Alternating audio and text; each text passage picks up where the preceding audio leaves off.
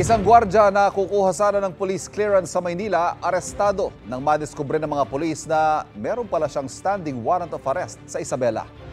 Sabi naman na akusado, akala niya i-dismiss na ang kanyang kaso. May unang balita si Jomer Apresto. Mismong sa loob ng istasyon ng pulisya, inaresto ang lalaking ito na isang gwardya at kukuha sana ng police clearance sa Santa Ana, Maynila. Lumabas kasi sa database ng Philippine National Police na mayroon pala siyang nakabinbing warrant of arrest sa Isabela para sa kasong RA 10591 o ang Comprehensive Law on Firearms and Ammunition.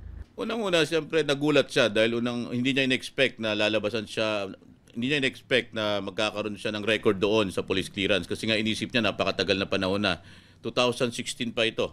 Base sa investigasyon, 2013 sinampahan ng kaso ang lalaki matapos niyang ilabas ang kanyang service firearm sa loob ng isang club sa Isabela habang nakikipag-inuman.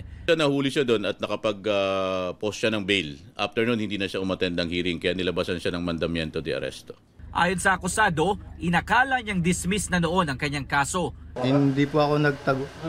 Hindi ko lang po alam na may warrant na mo ako.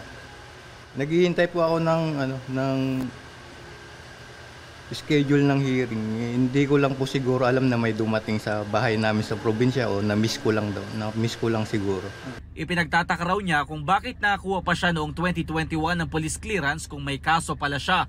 Paliwanag ng MPD, National Police Clearance na kasi ang kinakailangan ngayon, hindi kagaya dati na pao mga local police clearance lang.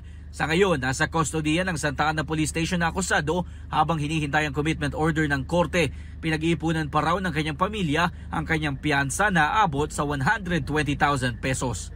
Ito ang unang balita, Jomer Apresto para sa GMA Integrated News. Kapuso, para laging una ka sa mga balita, bisitahin at mag-subscribe sa GMA Integrated News sa YouTube. Sa mga kapuso abroad, samahan niyo kami sa GMA Pinoy TV at sa www.gmanews.tv.